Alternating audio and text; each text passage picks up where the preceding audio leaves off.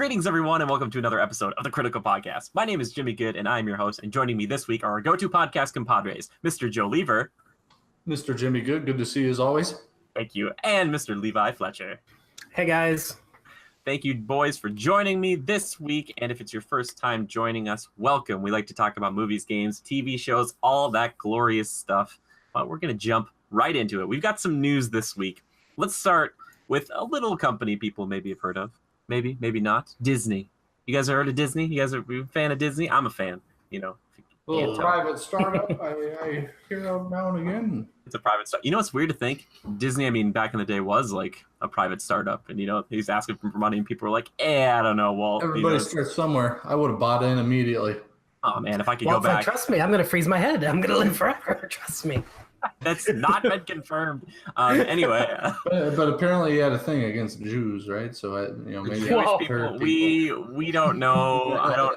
It's never been confirmed. Starting the podcast off right, yeah. Exactly. We do not confirm nor deny that. Disney is definitely pulling their funding this week. Anyway, speaking about pulling funding in a weird way or kind of getting rid of an issue. Guardians of the Galaxy 3, we've been, a little bit, some pieces here about James Gunn not being the director, being let go from some old tweets, a couple weeks back. And now Guardians of the Galaxy 3 is actually undergoing a delay while they look for a new director. It sounded like they had a prerequisite team of people there who were told to kind of pack it up and you're free to find other work because we're going to just kind of wait a bit on it. I just thought it was kind of interesting because usually with this type of thing, Marvel is a pretty well-oiled machine. They have a few speed bumps here and there, like Edgar Wright was going to direct Ant-Man and they switched him out. But this seems pretty significant. This has been a while since they've had something to this effect. Now, I wanted to get you guys' thoughts. Like, is it good that they're, delaying it? Should they have just tried to find anybody, to be the director? Should they just try to meet that, date that they originally set? Or is it better to just kind of be like, all right, let's wait a little bit. Let's figure this out. Do it right. Levi, what do you think? Guardians 2 was very underwhelming for me. I've voiced my, opinions about that before, and I know you and I disagree. I just don't think Ego was a very charismatic and a very good villain, and just felt like the film was very weak with setting and everything. So some new blood, I feel like would be really welcome now. Okay, so you're all for it. You're all for waiting, though, for a bit. Is that what you're recommending, or do you think they should just try to move forward quickly? Yeah, I don't really necessarily agree with the James Gunn thing, with that deal. But, yeah, some other new blood with, story and everything else could really help. Sure. Joe, how about you, man? I think it's going to be tough for them. I think the reason... I felt both the Guardians movies were kind of on par with each other. The first one maybe a little bit more prominent than the second because it was more related to the overall MCU arcing story. But the second one was okay. The whole planetary father thing, giving Star-Lord a little background, understanding why he just doesn't get snuffed out every time he's in a situation. I don't know. I just feel like it's going to be tough for them director-wise, logistics-wise to making this film. James Gunn, he's pretty much the reason why we have that 80s nostalgic musical, very comedic style in these films. I was watching a roundtable when they brought all the MCU directors together for the Infinity War. It's actually one of the extra features if you buy it, the digital copy on the Xbox Microsoft store. And so I was watching that, and they're all talking about how they approach their movies and all that. And I mean, the way they talk and the way James Gunn talks and the rest of them, he is kind of the reason why you get that vibe from those films. And it was kind of a daring artistic take on his part that they allowed him to do. And now they've kind of established that for that crew, somebody else has to come in and help to emulate that. Hopefully they can achieve the same vibes. I feel like through the writing and everything, that'll be okay. But hopefully the director has a similar approach or style to keep that consistency there. But, delaying it right call, because getting, I'm sure a lot of people were probably in James Gunn's camp, backing him up and stuff. So getting rid of him, they got rid of a bunch of others, kind of, hey, go find work, kind of part of his team, his camp. Replacing all those people isn't an overnight process. They just don't have a bunch of guys waiting in the wings to take over. I'm sure it's quite the rigorous process of selecting people. So I'm sure they're scrambling, but if they don't hold it back, then they'd really be scrambling and fighting to get something consistent and cohesive put together. So, yeah, for sure. Well, I think it is also a right call. Like we talk about with games here a lot. I always say a rush game is forever bad. So, and the same thing is with movies. If you rush this out, because movies a lot of the times now, like the MCU ones, kind of feel like games in the sense that they have these deadlines and they're supposed to come out on kind of like an annual basis. And it's kind of like saying, hey, we're going to skip a season almost for movies. But I think it's going to be fine. I know a lot of people kind of floated some names around, like they want a Taika Waititi. The problem is if a lot of these directors had worked with James Gunn or being part of the MCU, it's really tough to kind of come in and be like, hey, man, I'm taking your job. Like it's hard. And they also have a script that James Gunn has written out. And it's like, okay, if I'm Disney, I fired this guy because he said this stuff a long time ago and it's not reflective of the company. And basically people finally started to make a fuss about it because they didn't before, and I'm sure Disney vetted him. And how many of the population, like how big of a population was throwing a stink about it? Big enough to really warrant like halting things? Well, if it's big enough, anything, if it damages Disney's PR, that is not acceptable, regardless of who you are. And I think it also is a shining example of Disney saying, hey, you know what? As much as we love all of these people, even like the Russo brothers couldn't do something like this. Everyone is, and it sounds kind of mean, but somewhat expendable comparatively to how people perceive our company, because the perception of our company is dependent on the fact that people think we're good and wholesome and have fun, and we don't like hire people who would make this type of joke. Sure. Anyway, so they have a bit of a zero tolerance policy, and they want to be seen as we're Disney. We always do the right thing, kind of a deal, regardless of who you are, how you are, what you've done, etc. Yeah, and I think it's fine to kind of wait and push it back. We look at something like Captain Marvel, where they really want to get that right, and they kind of like Wonder Woman beat them to the punch with more of a modern female-led superhero film, and now they looked at like 70 directors, and it took them a long time to figure that out. So in a way, this is another very difficult director, choice for them, because they have to say, all right, who can, capture that style again? But like Levi said, maybe bring something new to the table. And do we keep the script? I think that's the biggest problem they have right now, is they say, all right, we have the script that we know people would love. It would make money.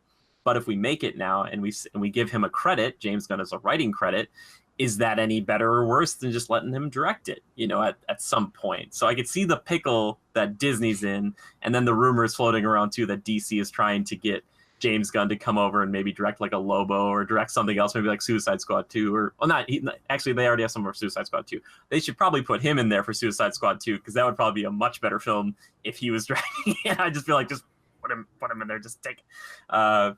Yeah, I just thought that was interesting, and we don't hear that kind of stuff from Marvel very often anymore. They usually don't delay this sort of thing, especially Guardians, which has kind of become a tentpole franchise for them, which is crazy to me, because when you think about that first one that came out, a few years back, it's like, oh my gosh, the tree and the raccoon and all this, like, people love them now so freaking much. But yeah, so we'll see what happens with that. But I just want to bring it up quickly. Another thing I wanted to mention, it sounds like Disney, or Disney Flix, Dizflix, as we like to call it, finally got an official name, beginning called Disney Play, or at least that's what Variety reports. Will be coming at the end of next year, so that's the end of 2019.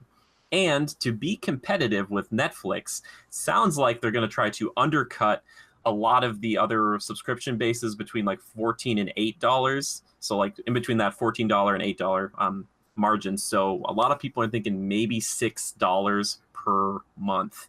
Now, what does this include?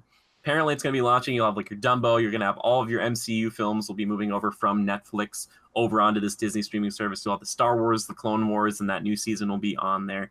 All the other Star Wars stuff, all the new Star Wars movies, all the live action Disney movies, all those animated movies, like a lot of stuff's going on there. My question to each of you, I want to start with Levi again. Is it worth it for you, $6 a month. Would you jump ship from Netflix? Would you have both? Like, do you not even care? Like, Levi, where are you sitting?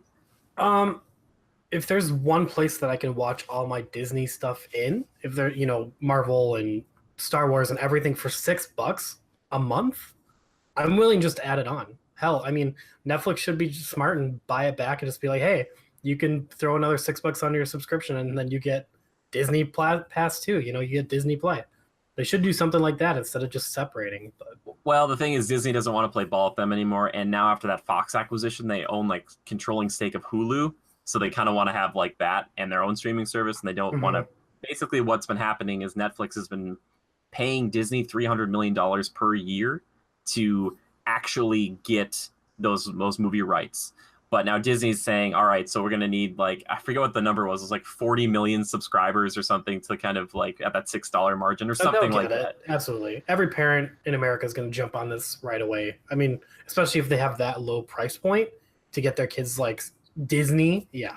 I think like a lot of it has to come down to like, sadly, like Frozen and Frozen 2 being streamable and being able to be watched infinitely forever without having an actual physical copy that you could take anywhere with you. So you can be like, hey, sweetie, let it go. Here, it's on your phone. It's like, but just like showing that and doing that. I feel like so much of it, putting those animated films, which are a little harder to get a hold of, if they put like all their backlog on there, that's like, I feel like that's such a good value. Like, I would definitely go through and watch all those animated movies again, just because, I mean, most of them are golden.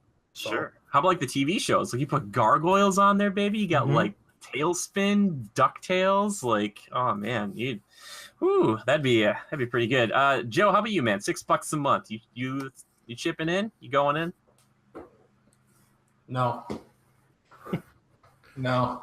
I'm sticking it out with Netflix. I haven't been on there lately, but every now and again there's like a Netflix original series or a mini series that pops up that I enjoy watching. So if it's Disney, chances are it's something Marvel, and I'm buying the movie anyway. And I can get it earlier that way too. And Netflix offers, a wider variety, and I also like having HBO now. Sure. I like watching some of the, more adult films there, so, or series. I love Game of Thrones. I like the show Ballers, stuff like that. I just like how it's kind of unrated and a little bit more real, I guess you would say. It's not like they drive that stuff to adult levels just for the sake of doing it because they're on HBO. It's just that they don't have to censor anything. It's just very real life. So I kind of enjoy some of the series on there. So between that and Netflix, that's where I spend most of my time, and I think it gives me the broadest spectrum of entertainment I can get. If I had it on Disney, I'd be sitting at, over $20 a month. I don't know. I tell you what, I would do it given this instance. Right now, I don't know how many of you know Charter Spectrum, but those assholes are jacking up my freaking price again. So pretty soon here, I'll be just shy of freaking $200 a month just for internet, TV, and a phone that I don't even use. But if I drop the phone, they jack up the price of another one. If I drop the TV or I just go down the internet, they jack up the price of the internet.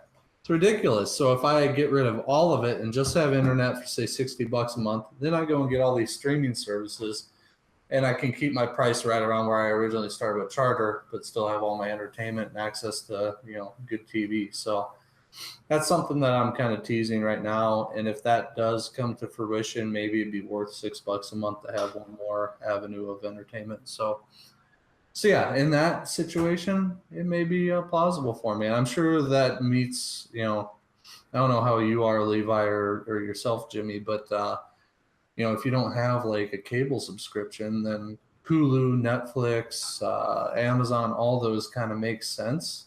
Yeah. And, the number doesn't really vary. So, or the bill, I should say. So you're able to kind of still get all that entertainment at a equal or sometimes lower cost, right? So, yeah. That's true. You guys, that kind of how you consume your media right now is through the streaming services. I mean, yeah, I'm already tied up in Netflix, Hulu, Plex. Like, I pay something for that too. Like, I've got my hand in a lot of stuff, so I'm starting to look at consolidating too. So, Joe, I get you. I have Xfinity, which, I mean, they haven't really jacked up our prices, but yeah. Yeah. If they did, I mean, we'd be, yeah. I guess, Joe, you make a really good point there. If you're not really into like a bunch of everything that is Disney, and I did forget to mention this too, it sounds like the Marvel Netflix shows, as long as Netflix keeps re-upping them, could continue just on Netflix. There's a really good chance, though, the more I've watched these, and honestly, I'll be honest with you guys, I have fallen off pretty hard. I did not watch the rest of Jessica Jones Season 2 or Luke Cage. I don't plan on watching Iron Fist. I just am out. It sounds like Kevin Feige doesn't want to have to deal with any of that stuff, and it sounds like the TV and movie stuff is so separate if you look at like Inhumans being kind of a flop. So it's like, okay, I don't have to watch this. However, Netflix still has Frasier, which I should really just buy it. I should really just buy it, just have a copy of it. But for me, I don't know, $6 a month, depending on what else they bring to the table, especially if they're bringing back the old cartoon shows. Stuff I'd want to go through, like weirdly, is like the old Aladdin. They had like a Little Mermaid show, I think. Like some of these shows that were like based off a movie, and they're like, let's make it like a weekly series. I was like, how do you do that with like a show? But they did it. And I'd be interested, especially going to like Gargoyles. Oh God. So for me, $6 maybe justifies it. Plus, besides Clone Wars, you're gonna have a live action Jon Favreau, the guy who directed Iron Man 1 and I think 2. 3. No, that was I can't think of his name. I thought he did Fire People.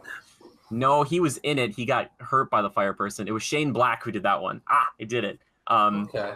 But it'll be a Jon Favreau directed TV series in the Star Wars universe, live action, which we haven't really ever seen to that extent before. And it will be specific for this Disney streaming service. So, by the way, Jon Favreau, killing it, man. Started off the MCU without even really knowing it. Now just in Disney. Like, I feel like some people get into the Disney stuff and you're like, I'm just here now. We're talking about Happy, right? Yes, we're talking about Happy. Okay. It's like, oh my God. Well, he was a live action Jungle Book, right? That came out, a couple of years ago? Which we thought, okay, you guys might have missed this.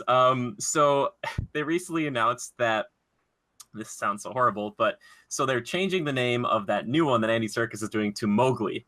Netflix bought the rights to it, so it'll just go right to Netflix. And my joke was that when Rob from Rob Plays was on, we were talking about, I was like, they're going to switch out the Jungle Book with Mowgli on the same day and see if anybody notices. They're just going to be like, they're like, did you notice anything? And they'll be like, yes, we definitely did. All the animals have creepy faces. It's like, ooh. When does that come out? Is that still going to theaters? No, it's only Netflix now. They just oh boy, sold it straight to Netflix. I was like, all right. So looking back on like straight to Netflix movies, Prometheus, or no, what was it? Cloverfield that just came out was terrible. Yep.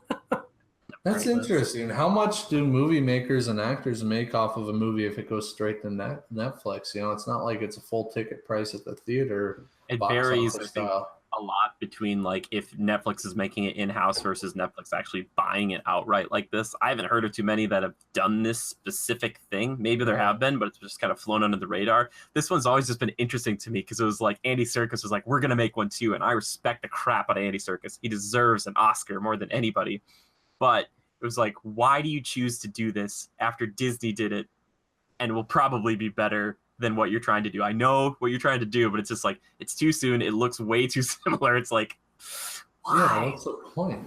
Like, they just don't back down. Some people just want to make a thing, man, which I'm like, all right.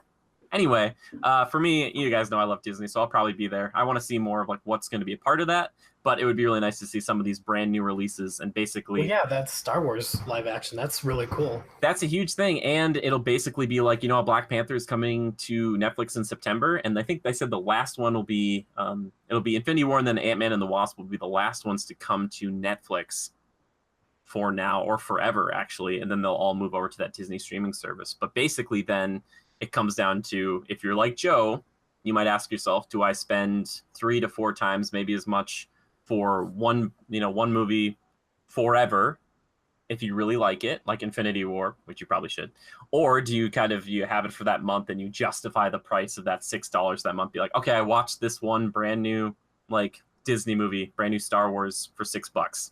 and that was one night, but I use it every night or something like that.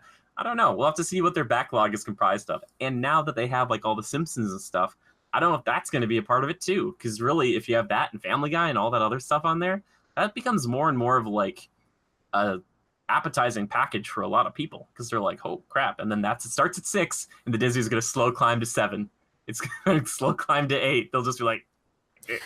Wait, so Disney owns Family Guy and stuff now, don't they? Well, it's in the process. It's going to take a while, and I'm not sure if those rights are tied up because I know Netflix has Family Guy, and then I think FX, which is part of Fox, has Simpsons, but I don't know if Simpsons will probably, most likely, I think it's going to be integrated into the streaming service, which right there is 30 years worth of content for people to consume at their leisure as part of or under that Disney umbrella.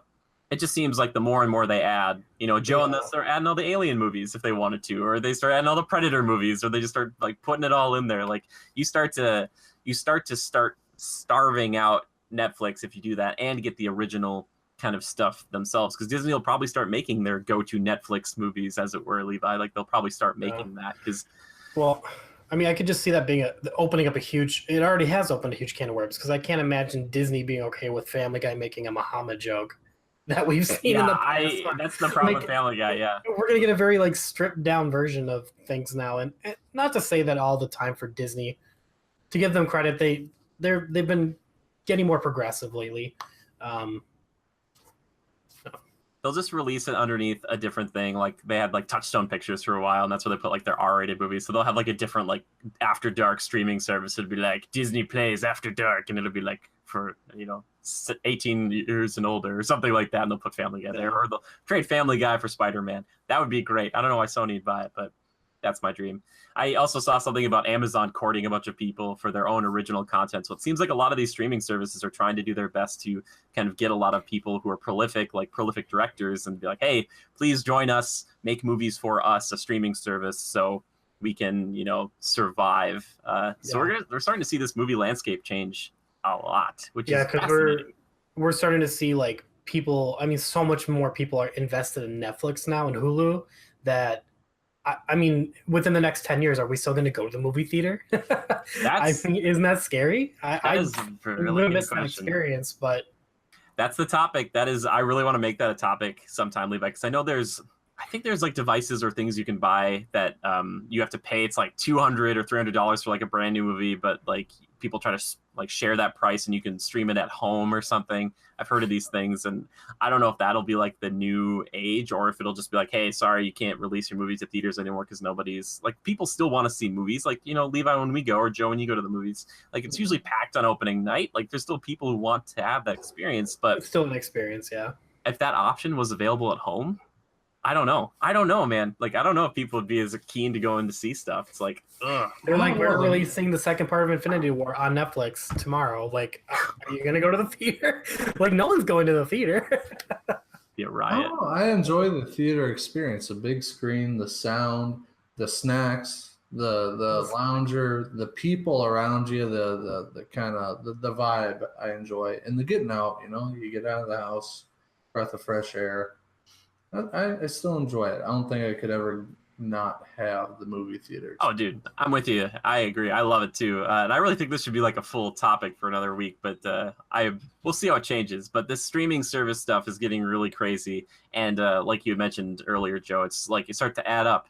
And then if you're like, well, it's only $6 more, but then you're like, well, it's only like, $10. And then it's just like, okay, all right. So that's why people are cutting cable, because they're like, man, got Amazon, Netflix, Hulu, and now Disney. You're like, and that's why freaking Charter keeps bumping my costs. Joe's just aired his grievances. I thought when you were saying that at first, Joe, and you're like, the reason to get on board with Disney Plays. I was like, oh, maybe he's going to air his grievances with Charter. Disflix and chill. Disflix and chill. They don't like that. Yeah, they don't like that.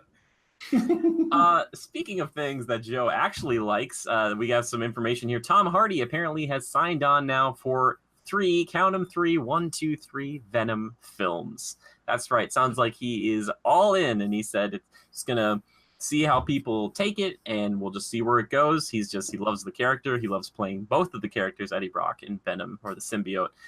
And yeah, I thought that was kind of nuts. I mean, here's my 2 cents. The Sony maybe bought in a little too quickly. I mean, maybe they should wait till they see how it does. But Tom Hardy, good name to have at the forefront of your film. First off, so okay, great. The other thing is to have an actor that's that invested in a character. I hope he's not just like, oh yeah, this is my break. This is when I'm gonna I hit that cash cow, baby. I'm the next Robert Downey Jr. Well, we all know that's not the case, but knowing that he's that invested in it and the movie hasn't even come out yet, that's awesome. That shows that his investment is going to make everybody around him, including the director, the entire cast and crew, more invested and work harder. That can only equal good things. So, Sony, you better do good on him. Levi, how do you feel about this? I don't really care, to be honest. No, I'm being honest. I really don't care. Venom movie is going to be bigger than Avengers. It's not. And if it's anything like the upcoming Aquaman shitstorm that we're about to get. I can't wait for that to come out so we can all I'm wondering what if it's really good and Levi just totally comes around full circle. Hey, I'll be the first one to admit it. I'll be the first one to be like, you know what? I was wrong. PS freaking A. I love it. No, I really don't care about. I mean, I'm interested to see Venom, but if it's not Marvel, I just don't care anymore. Unless it's Wonder Woman 2 or Marvel coming up, don't care. I think for me, it kind of feels a little bit like if you would bring back the Daredevil live action film, or like how Ghost Rider was at the time, where it was kind of separate doing its own thing. And they're like, hey, you should be excited about this. And I'm like, why? I'm like, it's like by itself. Who cares? We got Elektra. Yeah. One day I want to see Ghost Rider in the MCU. It is happening. All right, guys, I was talking to a friend about this. Here's what I'm going to do. All right, Marvel, I know you're watching. I'm going to learn to drive a Harley. This is going to be my 10-second promo. It'll be 5 or 8 seconds of me driving it, just so you know I can ride. And then the other 2 or 5 seconds will just be me going like this. Guilty. And that will be my audition for Ghost Rider. I want you to do 95% Ghost Rider, maybe 5% Johnny Blaze, so you can do with me what you will. But I'll just do the mocap. You don't even have to pay me that much. I'll do it because I want Ghost Rider and Doctor Strange 2. It better freaking happen. Anyway. Well, I'm just saying, I already know how to ride a motorcycle. I'm 6'4". I can do it. You're too big. You're too big. You can't do it. Johnny Blaze has to be more of a regular man. You're like a mountain. Oh. What? I mean, a big. Well, whatever. Game of Thrones, hit me up. Final season. Joe, you're a very strong, masculine man. There we go. That's what I meant. You're built like a tree, man. You're beautiful. There's nothing wrong with that. It's just... I took no offense. I'm just. Oh, good. Joe, he means you should play the next Groot incarnation and not. I think that honestly, when I thought of Eddie Brock, Joe's stature is honestly more of what I thought. And when they cast Tom Hardy, I was like, not that Tom Hardy isn't cut, but Tom Hardy isn't I don't know how big that guy is. He never seems I always thought Eddie would be kind of a bigger dude compared to Topher Grace. Yeah, I like my Venom as big as freaking possible. Venom. They did make him big. Oh, he's big. Yeah, he's a big boy. And once the suit takes over, they show the layers behind it, so it's viable, right? Yeah. I'm just interested to see what happens if they do actually move forward with this trilogy. And apparently they're making Silver and Black 2 separate films, so they'll have a Black Cat movie and a Silver Sable movie now. And they're still trying to make that Spider-Man universe. Sony's like, we'll do it. They are. Don't worry about it. You don't have to. Hopefully it'll just kind of fail, but be cool enough that MCU making a what? So there's a movie called Silver and Black, focusing on Silver Sable. She's a daughter of a crime boss, and she's got some powers. And then there's Black Cat, who's a thief, who's a lot not to be confused with Catwoman. Black Cat. I thought you meant Black Cap, and I'm like, no. Black Captain America? No, Black Cat. Okay. Yeah. We'll see what happens with that. But you're right, Joe. I think you made a really good point. It would be interesting to see if they would have cast him as a Batman a while ago, and if he was really interested in being Batman, whereas Ben Affleck has been kind of apathetic and dragging his feet about doing more of these. You have a Tom Hardy who's yeah, let's do it. I want to be Venom for 3 movies. And they're like, good, great. So yeah, we'll see. We have about a month and a half until we can make some judgments on Venom. Oh God, I can't wait. Last thing I wanted to bring up, thought it was a little bit interesting. Assassin's Creed None of it in 2019. Apparently, Ubisoft has come out. Yves Guillemot said, like, guess what, guys? No Assassin's Creed. We're taking another year off, which I thought they were going to do this year, but they're going to do it next year. So I'm like, all right, that's fine. I thought they were going to wait and do it like once every 3 years or 4 years or whatever. But I think it's good. I think it's good to take a break. Even Yves has said himself, like the last one when Origins came out, it like doubled their profits or whatever, or they doubled like the sales at least, and that was a good thing. So I'm excited about it, sadly in a weird way, that there's no Assassin's Creed in 2019, because it's just like, hey, take this franchise and just like learn from these next two games, like Origins and Odyssey, and be like, okay, how do we improve? You know, take that year, back up from it. It's not Madden, it's not FIFA. Levi, do you have any thoughts on this, man? Nope. Origins looked cool. What's Odyssey? Is that coming out? Yeah, Odyssey's coming out. It's in Greece. It's it's weird because it doesn't always, like we talked about last week, it doesn't look so much like Assassin's Creed game anymore. It's like it's shifted a lot. Got it. When is that coming out? That comes out in October. Okay. A packed month, I think. I miss just like playing Assassin's Creed 1 and like being on my horse and like running around, and I just miss that. you miss just doing the same mission again and again and again. No, but I don't know. I have nostalgic, memories behind the first couple Assassin's Creed games. So. Oh, for sure, dude. On that, like 2, I think a lot of people look back at that very fondly. But October 5th, by the way, kind of giving Red Dead Redemption 2 that space. A few weeks, they're like, we'll be over here, which is totally fine. We'll see how that game performs. I'm actually really interested to see how that performs after Origins did so well. Yeah, cool. Joe, how about you? Any thoughts on Assassin's Creed before we move on? Not really. I like their throwback into these historical, and what's the word? What is the word? The bird? Anachronistic. No, I'm thinking of mythology. Oh, yeah. They're tying it into that a lot now, which is cool. I love that vibe. I think that's cool. So yeah. Yeah, nothing more on it. I don't really play it, but it is kind of a smexy looking game. Well, that's good. Unanimously feeling that it's good that they're taking a break in 2019. Let them take a break and make that Feudal Japan game, because by then there'll be another 2 or 3 of those games coming out between Sekiro and Ghost of Tsushima. Man, it's like Assassin's Creed didn't do it. Now everybody else is doing it. All right, now we get to move on to our main topic of the show. Something dropped this week, and it was something that I wasn't sure we were going to see for a long time. We finally got to see 45 glorious minutes of CyberPunk 2077 gameplay, the one that they kind of showed off at E3 behind closed doors. And they finally Twitch streamed it for everyone to see, for the world to see. If you have not seen it yet, this will be, I guess, kind of spoilery, but it's just kind of like one mission in a game that will probably be like 100 hours long. So if that bothers you, I understand. But you should definitely go watch that first and then come and hang out with us and hear what we have to say and let us know what you think of it down in the comments down there. It's not worth it. Our explanation and our conversation will be more than you could ever possibly need. You don't need to watch it. That's true. I mean, Joe's explanations are pretty detailed. Yeah. So I just want to briefly gloss over like what happens in it, and then let you boys kind of get into the specifics. Just kind of. Yeah. So they kind of showed from the very beginning. They showed off some character creation, some things. It looks like it's desperately detailed. I think there's a lot of people out there who will spend maybe a good 2 or 3 hours on that character detail screen, even though it is a first-person perspective game, so you can't really see yourself unless you go to the stats screen. But you can really make your person anything you want, male or female. And as far as like the faces and the color of the hair and doing like pretty much everything, moving the chins, the eyes, all that stuff, all that good things. But throughout this game, you do get these cybernetic augmentations, so you can kind of deal with this, I forget the term they use, like transhumanity or something like that, or they talk about kind of becoming less and less human. And as you go throughout this trailer, you see that there's this person named V, that's who you'll be playing, I think, regardless of which gender you pick.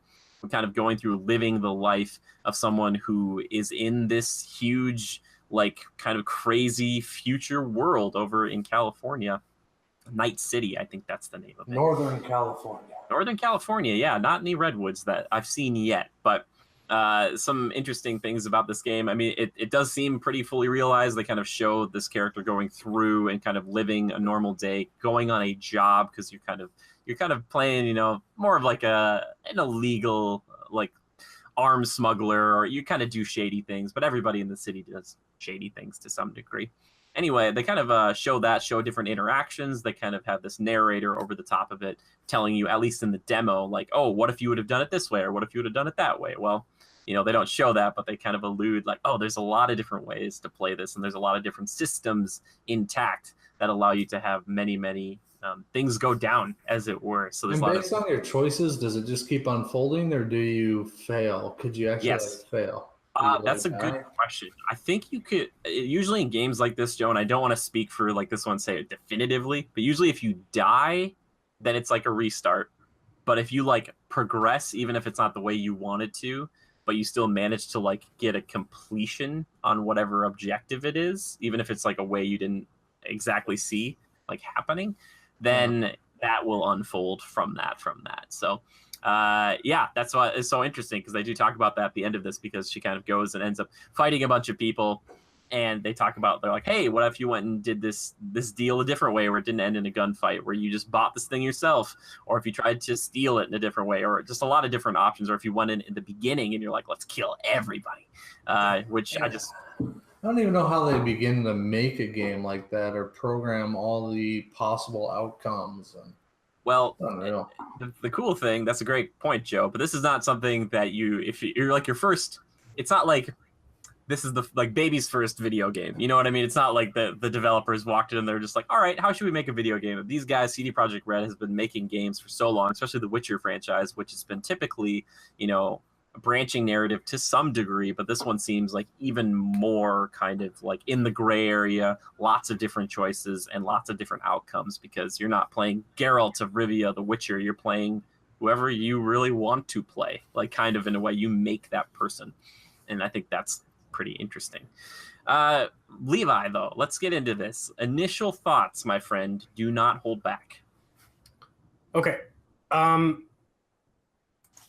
trying to think about this to break it down into topics. So setting. I'm not a big fan of the futuristic setting. I'm just not. For some reason, I just don't really. I don't know. I like more of a. God, I don't know. I like more of a present feel, but I also like more medieval, and like that's more my style. I can appreciate it. It's cool. There's a lot of attention to detail in this game. Very much appreciate that. To me, the combat especially borrows a lot from like Borderlands and Fallout, with the health bars and everything like that.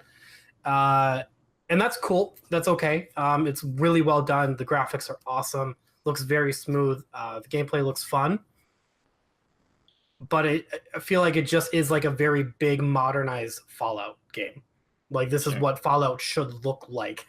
Yeah. I even saw like glimpses of the VAT system in progress, like we were talking about, slowing down time, which I know a lot of games are doing now. But like just slow down time and then get behind them and then pick off the weak point. Like it's exactly what you do in Fallout, which is not a bad thing. It's a cool game mechanic. But I mean, it I don't know. It just doesn't. I just can't say I'm a 10 out of 10 excited for this game. It looks cool. I will say that. It looks cool. Looks very long. Yeah. I mean, they were talking about like that whole 48-minute process was one mission with lots of different, lots of different choices. And I'm a little tired of developers saying, oh, you're going to have so many choices in this game, in this world. And then you get the game and you're like, no, I really just had the one choice and it led me to this, I'm excited to actually see that if they can actually pull that off. Sure. And I think you make a really good point, Levi. I was really hoping, I was like, oh, it's like a 45-minute thing, like this demo. Maybe they're going to show this thing from multiple perspectives. Like they'll show a 5-minute thing and they'll be like, all right, what if we would have gone back and done it like this? And I have a feeling that they'll either show something like that or show this same gameplay demo again from a different angle. And they'll be like, actually, we decided to do it like this time. And you'll be like, oh, wow, that played out really differently. And be like, yeah, you can do that if you want to. And it's like, oh, okay, cool. Because, yeah, you're right, Levi. A lot of times it feels like there's only one option, or maybe there's only two. It's like be stealthy or kill everybody, like really loudly. So, yeah, I'm hopeful. And, Levi, you made a really good point about Fallout. they could have, I guess, gone a little bit even crazier if they would have done like a full VATS where it was like slow motion, done like the head or focus like the chest and stuff. But this is based on a tabletop RPG game that I didn't know about for a long time, CyberPunk 2020, I think it is. And a lot of apparently the devs were very, they loved this game from back in the day, kind of like an old D&D, but futuristic Dungeons and Dragons, as it were. So this is what this is based on, and that's why they're trying to give you so many choices, because they're saying, hey, you play as a character, you make your character, you do whatever you want with your character. So go. You know what I mean? It seems like that. Yeah. No, and I'm not overly negative about it. I know I was like fucking with you earlier today, but I mean, like, I think it looks cool. I don't know if the hype is there for me. What also, do they do to make you hyped? I'm just not a big fan of the setting, honestly. Like, I feel like I've played a lot of those games where like it's futuristic and it's Watchdog style, and it's like, you know, I actually got a lot of. Did you get that? A lot of Watchdogs kind of feeling to this. I guess demo? I could see where like Watch Dogs, it's like Watch Dogs is more like a near future that's like vibrant and pretty, but I could see where there's some of that a little bit. Maybe. I mean, with like the technology and stuff, which is cool. Sure. I mean, yeah, they're melding a lot of stuff here, and I appreciate that. And the nudity actually kind of just like off topic, kind of surprised me a little bit. Like, I get it I mean, they did it in Witcher 3. But I was just like, wow, okay, we're doing that. All right. Yeah, I think they have talked about that, because you're right, Levi. They had that Witcher 3, but not to this extent. And they said that they wanted to make sure that this was like a mature game. And I really feel like this is CD Projekt Red's kind of statement to the world, that a lot of people think mature games are like the only good examples are like Call of Duty and Grand Theft Auto. And they're like saying, nope, you can tell like a really, not that Grand Theft Auto doesn't, but like tell a really compelling story with all these like super hyper like adult themes and keep it stylized, but also make it like almost like not an art house piece, but like saying like there's still a meaning behind all of what we're trying to say. I really like the approach to it, because they weren't doing like a God of War, Witcher 3 sex scene kind of thing. It's like this is actually like it makes sense, and I really like that.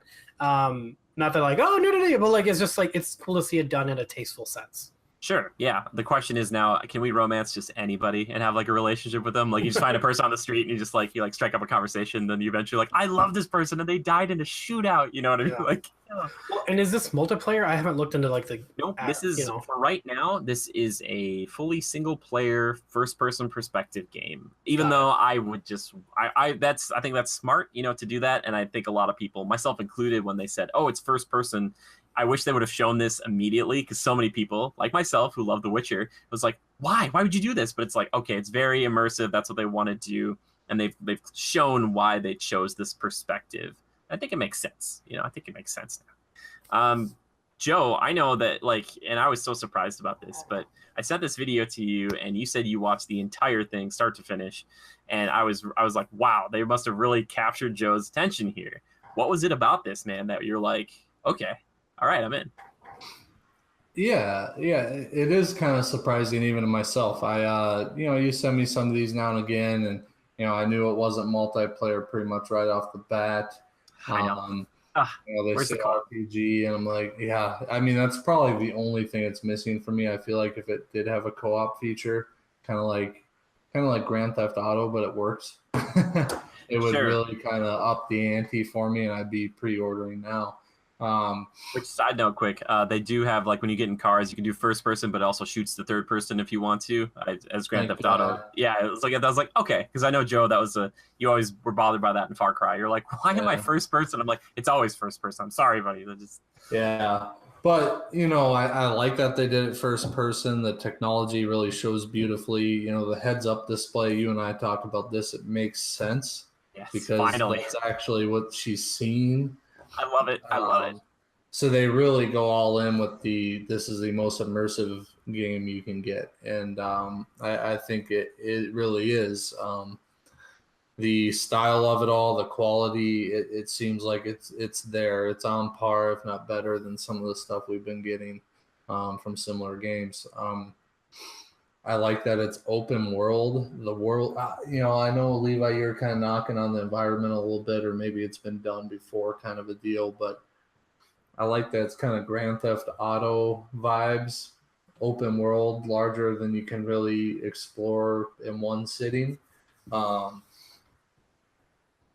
And it is cool. I like that you walk outside into the crowds on the street, and the sound design, you're hearing the chatter and the people talking, the cars going by, all of it.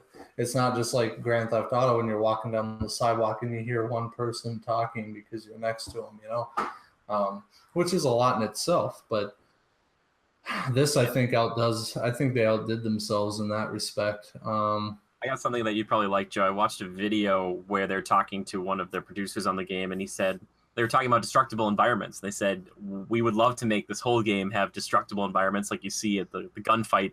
She's kind of shooting, and she hits one of the columns, and it kind of falls apart. And they were talking about, well, do we want to spend more time on making more fully, destructible environments, putting more NPCs in there? Or when we put a building in place, do we say, hey, it's just a building and going on the first floor? Or we've got 10 stories of this building that should be playable. We want people to be able to walk up in their buildings.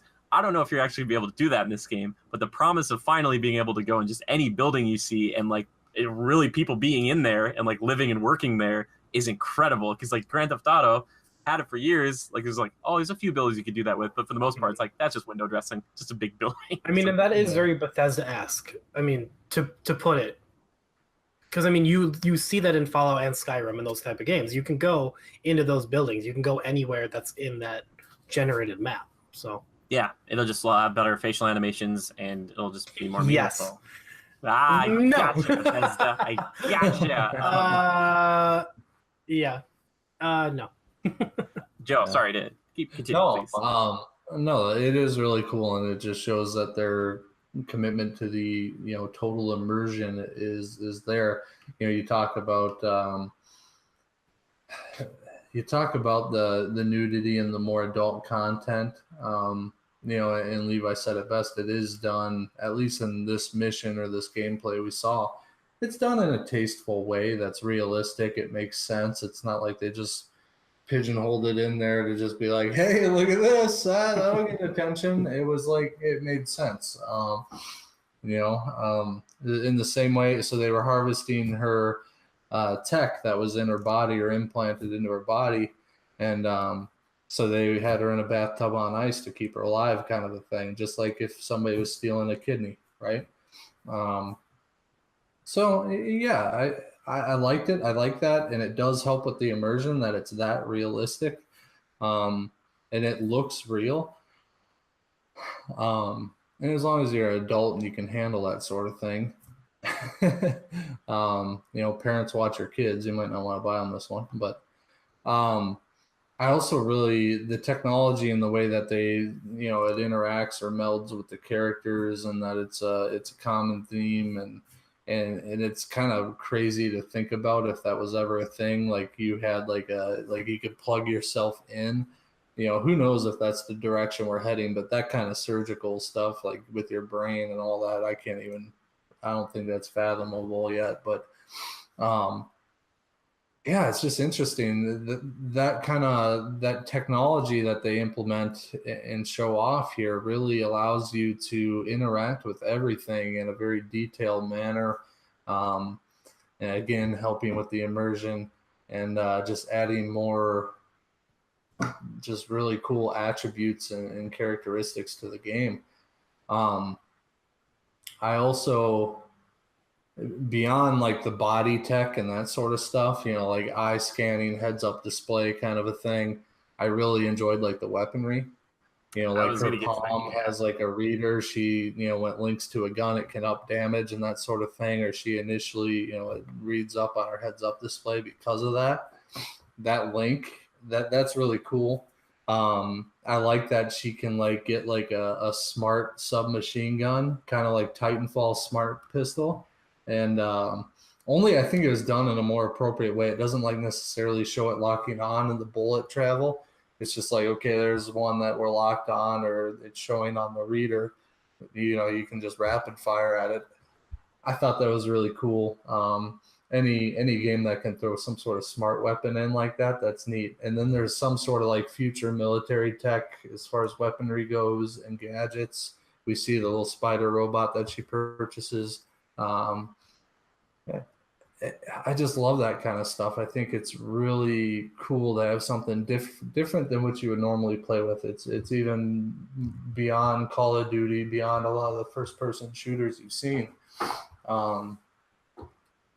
It's not just shooting things or killing people. It's the the interaction with that weapon and the way it interacts with the character.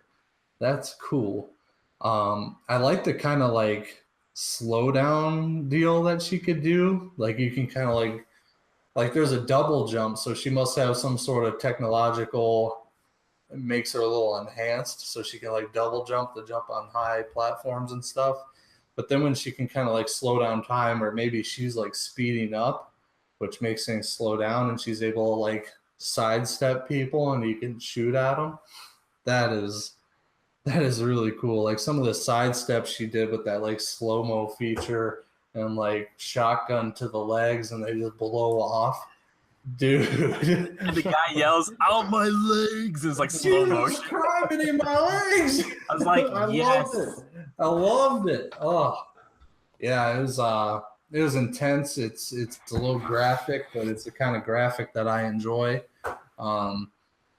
Yeah, overall the style is really fun, and maybe I'm a little more in love with it because I haven't been exposed to a lot of games of this nature. But and obviously I'm a bit of a first-person shooter kind of guy. But like you said, Jimmy, I see why they did it for this game. They're going all in on the immersion, and then the narrator even says that as you start off. We chose first-person for this game because we feel it enhances the immersion even more than a third person would, and I agree with that. Mm-hmm. It's like your perspective. You're holding the gun, you're walking through the hallways, you're driving the car. I love that. So, and then the freedom to make your own choices. You kind of throw a wrench in your own plans sometimes and go with the daring choice when you're interacting with other characters in the game. That's cool. And it allows you to be creative, again, enhancing the immersion. You're able to choose a direction and maybe be a little more risque than what seems to be the green light path, so to speak. And I like having that choice because me, shoot from the hip. Let's go in guns blazing and ask questions later, kind of a thing. Just to see how that would go. I'm all about that. But all the more reason I wish there was a co-op, or if you were co-op, you could like vote on the dialogue, kind of a thing.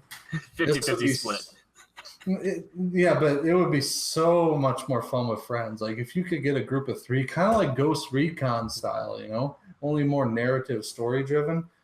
Ooh, hours lost, bloodshot eyes. I'd be so frustrated playing with you though, man, because it's hard enough to play Ghost Recon with you, and we're gonna go quiet, then it doesn't go that way. Think of every mission for 100 hours was like that. And I'm like, Joe, why did you shoot? But for a game of this style, there's a reason I watched the whole thing, and it's because a 45-minute mission captured my attention almost as if it was a short film. And I mean, it basically was a film, yeah. And it caught my attention, and I think it's something that I would take because of that, because it's a narrative type thing, storyline. It's something I would take a little more seriously. Oh, God, yeah, maybe I take the more risque choice in the dialogue, but I'm hoping it leads to us doing something differently instead of that safe path. They wouldn't offer it up as an option otherwise, right? So why not do something a little more risque now and again? Yeah. Oh, one time I think that plays a huge factor into the game, plays into it. I don't know if they've done this in other games. Maybe they have, but there's this moment where you're playing as V and she's making a deal and starting to go south. And there's many options, many times when you could break. You just be like, I'm grabbing my gun and we start shooting these people. There's a moment where the main boss, he turns his back to you after holding a gun to you for a while and says, draw his weapon. In most games, that's usually grab his gun, shoot everybody. But nope, she grabs it, puts it to his chin, and they still talk. They're still having a talk. And her buddy pulls out 2 guns, and everybody's pulling guns on each other, and it's a very holy crap moment. But usually in a game, it's oh, we just start shooting people. It's no, we're still talking. This is still a conversation. This is just how we talk. It's oh my God, what? Mm-hmm. That's so cool. That is new, man. At least to me, that's newer. Mm-hmm. Usually that's a cinematic. But this is nope, you made that choice. Now live with it. You're And I like, you know, the kind of factions within here. You have kind of the corporate people, and then you have like what are those military tech addicts? I forget what they call them. Oh That yeah, they yeah, bought that's that cool. drone off of. But I thought that was cool. You know, they were like addicts and, you know, to upgrades and stuff, tech and implants. And, you know, when they show them off, it's like they've like literally taken their face off to implant this tech for like, you know, vision type things and to be, you know, more aware and technologically advanced than others. It's kind of crazy and unreal. It's really cool.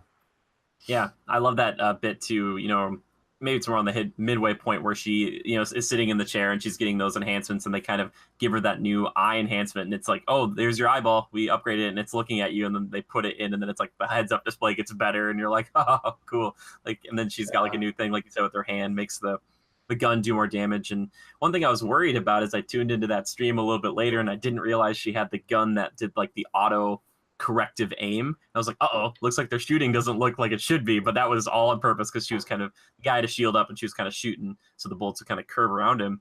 But when Witcher devs, these guys who made like these medieval fantasy, you know, melee combat games, you do worry, or at least I did, about the shooting.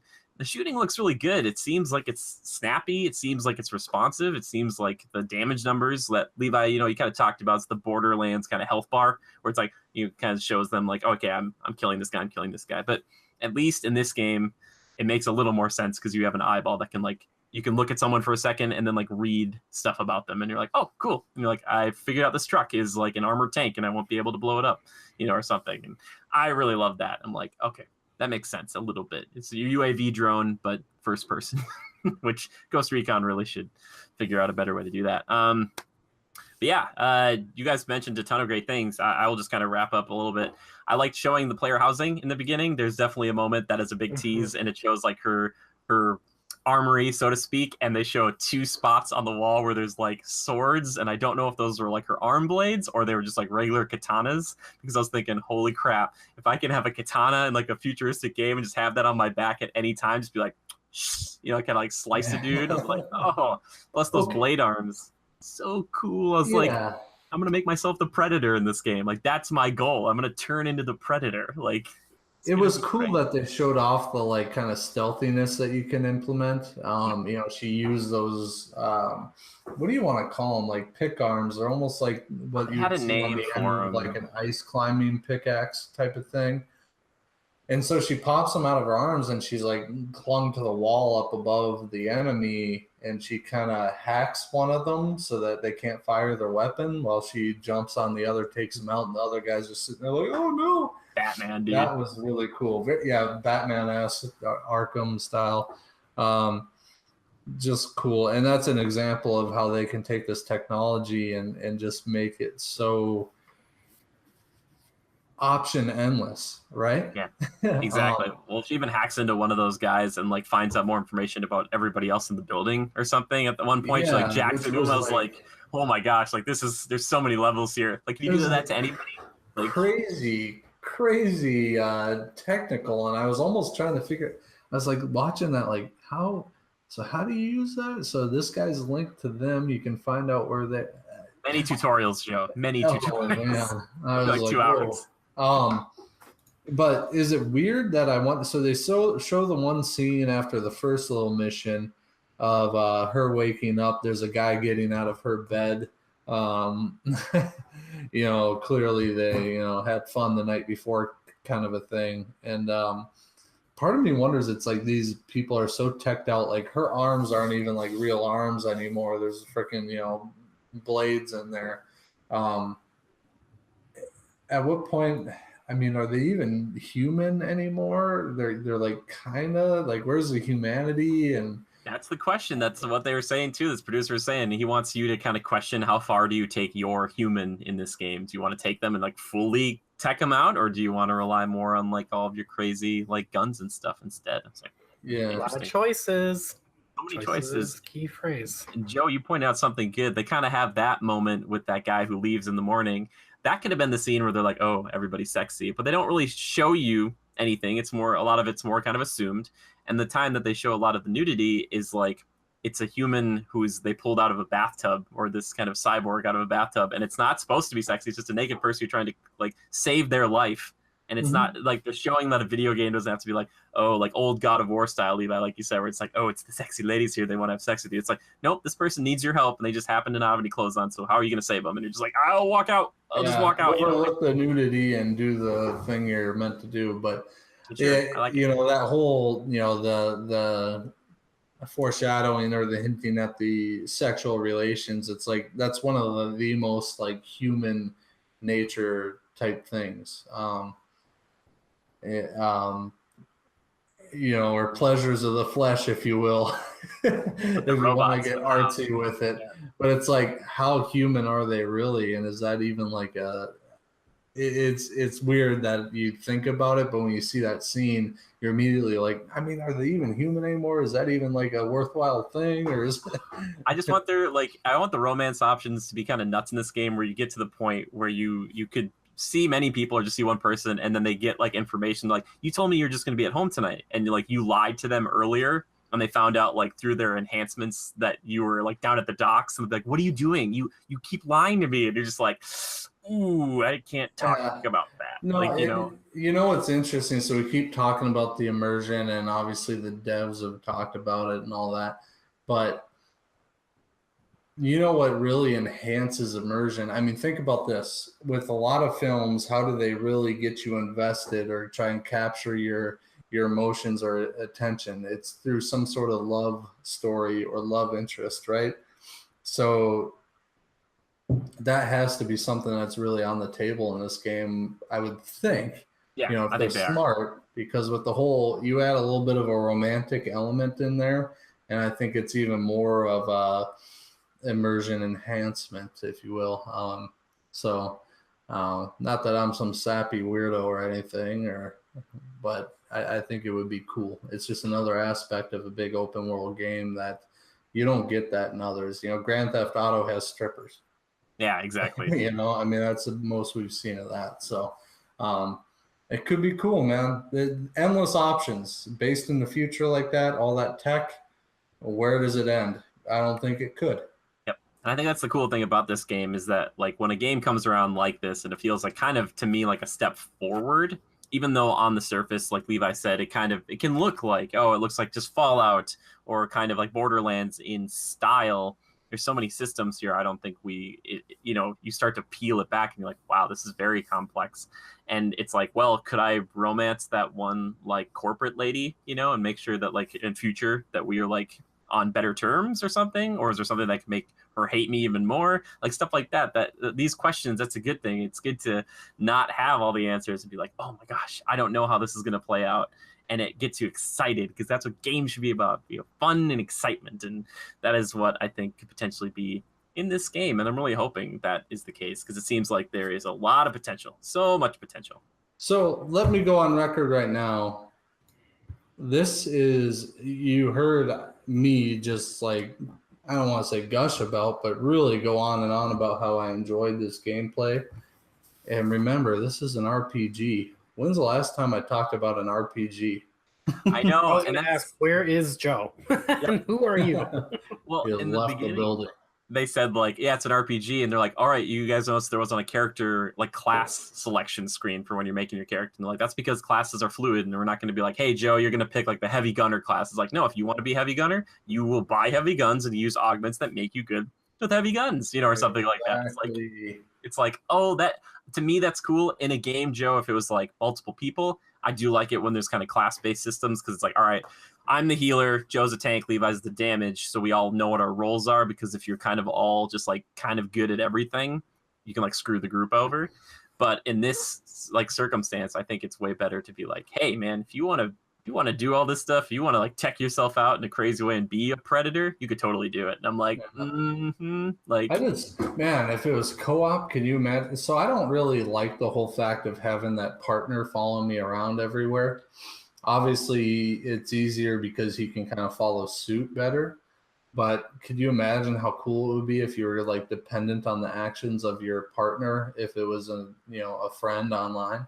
I think, dude, honestly, that's the sequel. Like, because I was thinking when they made that first deal with the corporate people, they did exactly what I would have done. Is I was like, okay, I would keep my guy up here in a sniper position, and I'd go down there, and then I would tell you, like Joe, I'd be like, don't do anything unless I like, drop a magazine or say like, take them out. You know what I mean? Like, I just be like, just hold. They're gonna probably rough me up, but it's gonna be fine. Like, I love that they already kind of thought of what a lot of people would suspect. But you're right. It would definitely add new drama, but it would add another huge layer of complexity to a game if like you could walk in and kill my love interest of, a few weeks if you just walked in and just shot her and be like, no, what's wrong with you? And he's just like, like you're like, why did you do that?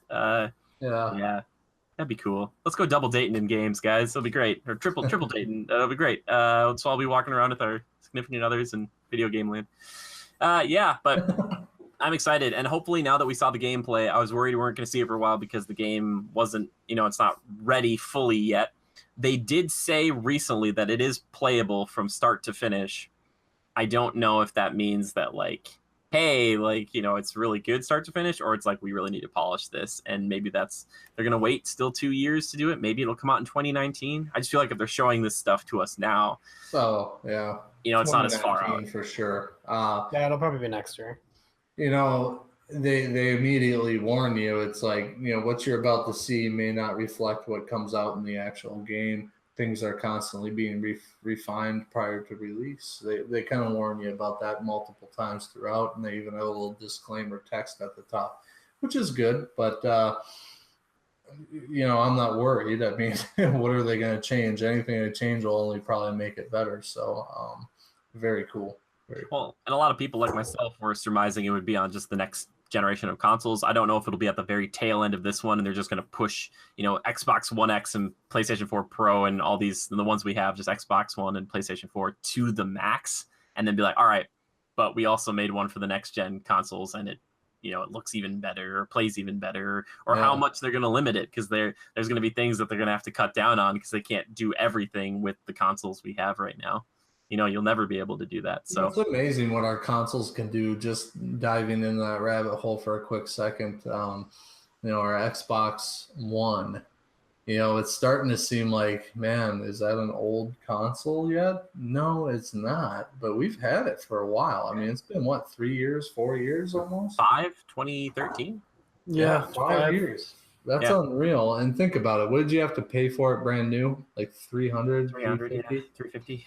I think. Yeah. That's and it's every bit as powerful as a computer running these complex games, playing Spotify, all that sort of stuff. It's pretty crazy. Anybody out there is like a PC master race person, what Joe means is more of like a lower end computer, because there'll be people out there be like, it's nothing like my PC. We know your PC's the best PC. You got it. You got the best one. You do.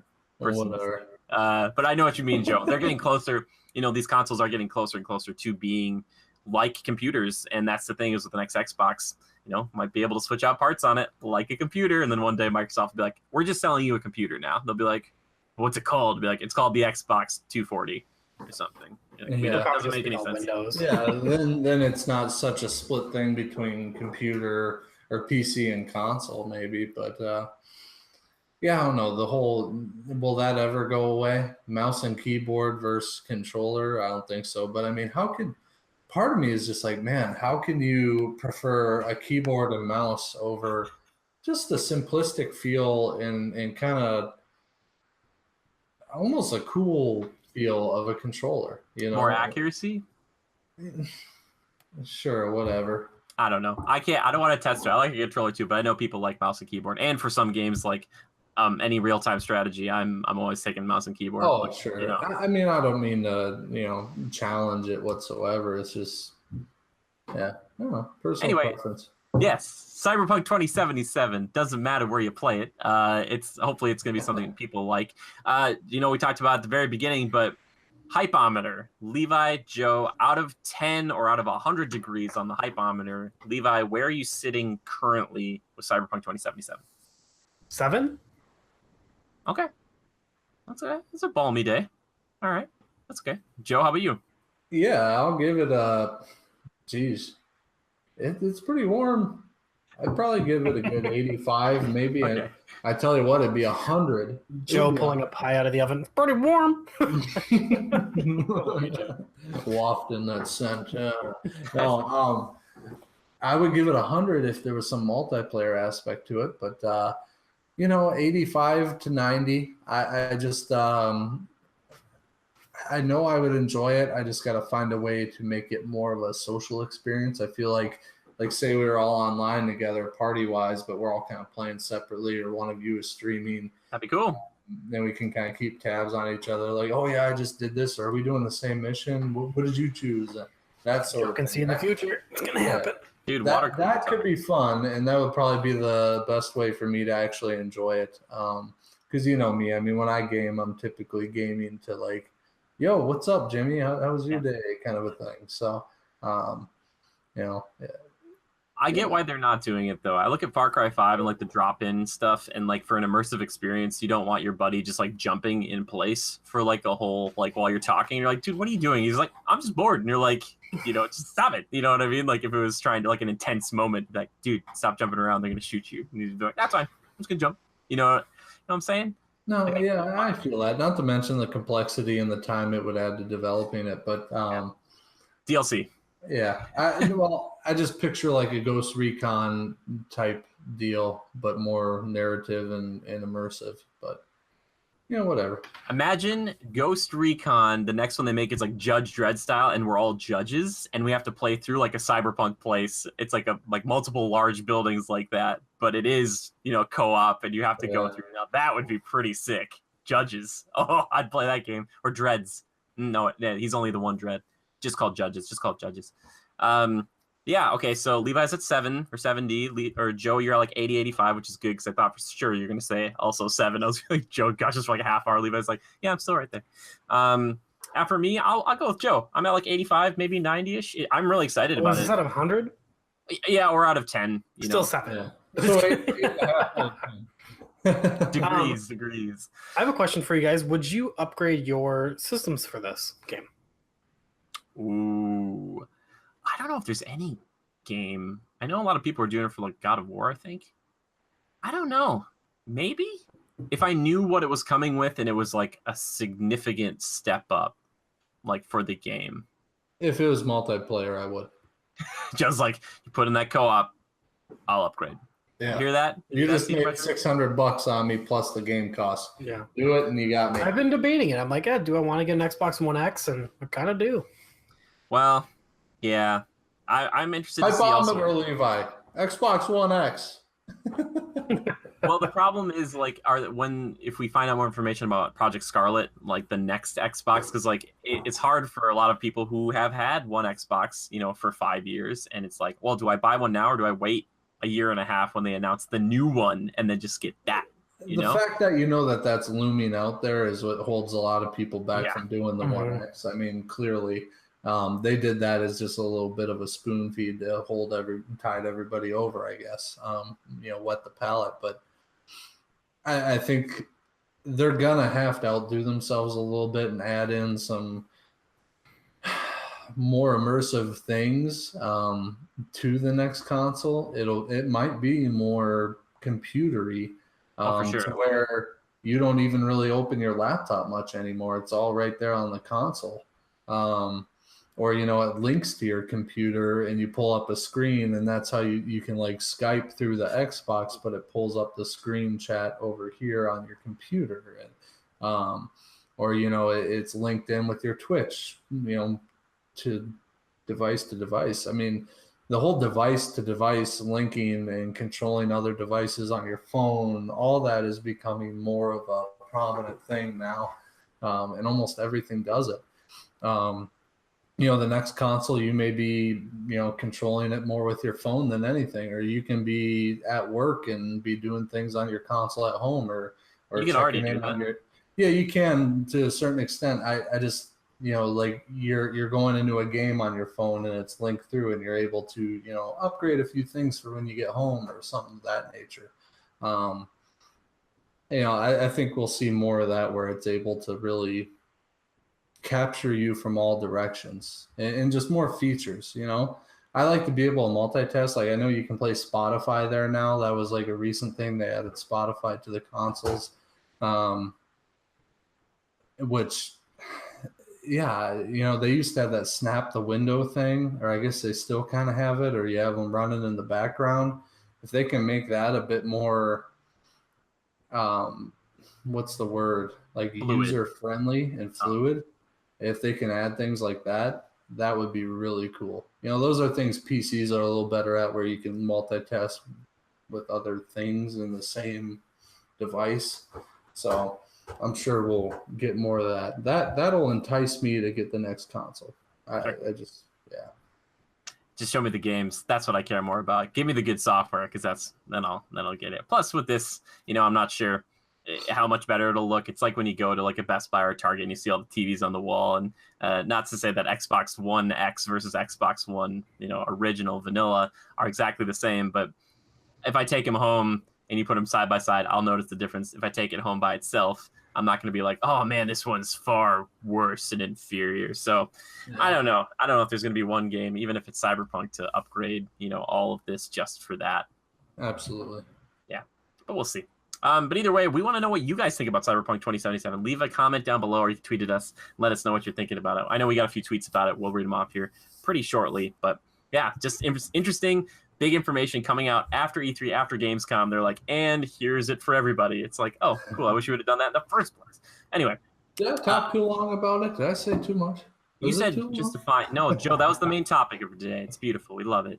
Anyway, it's time to move into that segment of the show that we all like to call Timekillers. Yeah! Good job, Levi! Look at that. It's time for Timekillers. The games we've been playing, the movies we've been watching, the TV shows we've been viewing. Levi, hit me with it, baby. What have you been up to?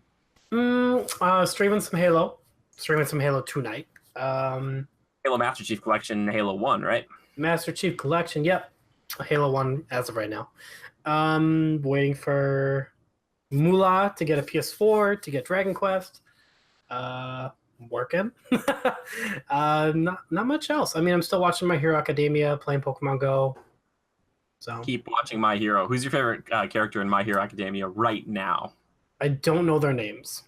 Just tell me what they look like. The guy with the red hair and the white hair, like, he's cool. Oh, you're talking about the Gara clone. You're talking about Todoroki. Yeah, I can't remember their names. There's so many of them. Yep. Yeah, they're not as easy to remember as Naruto names. Those are pretty simple. He's your favorite? Is it because of his character or just his abilities? Both. Yeah, he's cool. Yeah, cool. All right. Hey, Joe, how about you, man? What have you been up to? A lot of the same. I've been, enthralled in Monster Hunter, trying to, I'm finally like, okay, I want to get this. I'm departing into new weapon trees. Like recently, Kinsect Glaive is my main, and I've been loving it. And welcome to the yeah. Well, I've always been kind of that person that, like, I find a weapon that's not the easiest to use, but I can get it down and I know how to use it, and it becomes my go-to. Switch axe was it for me for a long time. And then I was like, well, the Buster Sword, you're in peril more often, but there's ways to defend when you're using it. Does a lot of damage. I got to try it. So I got into that. And then Kinsect Glaive has more intricacies to it. You have this meter stuff and certain, you get certain buffs from your Kinsect, and knowing how to use that.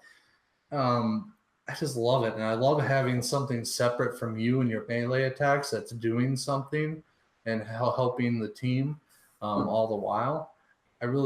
I've been enjoying that a lot. So I've been like trying to get a Kinsect Glaive in every element and a Kinsect for it.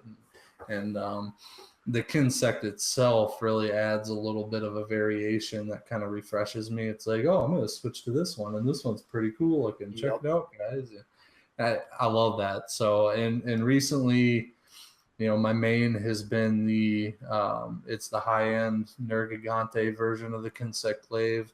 And then I've been running, well, I haven't ran it yet, but I just was able to craft it. It was really hard to get, but the Black Steel Tree, and then I got the Deora version, and it's cool. It's like a giant like metal squid that glows. it's kind of crazy, but it looks awesome. And Joe, I just do it for the spectacle. Who taught you a little bit more about the glaive and Yeah, maybe well, open. Jimmy and I hanging out. This is why I like the social aspect of games. It's like, yeah, I mean, what do the meters mean, Jimmy? And Jimmy looks it up. He's like, oh, this does this. And if you want to do a more complex move, you want to hold RT and A. And I'm like, all right. And then I was after it, ever since then. So thanks, Jimmy. Always helping me to branch out, pal. I can show you the world. But it's amazing. Now it's like I only want to hunt elder dragons or hard monsters, and I really find it more. Damn it, you guys! You're making me want to play again. Stop it. It is good. You get sucked in again, and you fought most everything, but now they make it where you're fighting two of them, or they do like these special events or different hunts where you're hunting like 4 different creatures and you have to do it in a time limit. And to challenge yourself is fun. Hunting what was it? It was Pickle Face. Devil Joe. Yeah. We hunted him and it was like, you have 15 minutes, guys. That was unreal. And we did it with like, what did we do it in 9 minutes? We didn't in 13 minutes and it was like 38 or 42 seconds. And thanks Basil Juice or whatever helping us out. That was great. Thanks, pal. Yeah. It was cool. It was tough. It was nail biting, but we got her done. And so now it's like I only want to hunt either elder dragons, tempered monsters, or multiple monsters is one hunt. And difficult ones at that. So it's been fun. The game still keeps giving. It was good to take kind of a little bit of a break or pause and then come back to it and realize how good it was and why you were playing it so long in the beginning. But yeah, so enough about that. Movie-wise, believe it or not, Hales and I had a little bit of a chill night in, and we cooked dinner, made some popcorn, and we watched Red Sparrow. Disflix and chill. Disflix and chill, whatever. Disney's gonna kill us. Disney, hit me up. I'll be your marketing man. Not after your disparaging remarks about Mr. Disney at the beginning of the show. Oh yeah, we all know I didn't mean that. That's just a joke everybody makes. I love you, Disney. I really enjoyed the film. It is lackluster in some areas, and I can see why the reviews weren't great because maybe it's a little slow moving at times. Sometimes it's hard to watch because it's almost a little vulgar. There's quite a bit of nudity in it and sexual type things, but that's kind of what it's based on a little bit in the same sense. So. But for the most part, it's somewhat tastefully done. It's not like it's forced. It all intertwines with the story the way it's supposed to. It's intense at moments. I won't lie.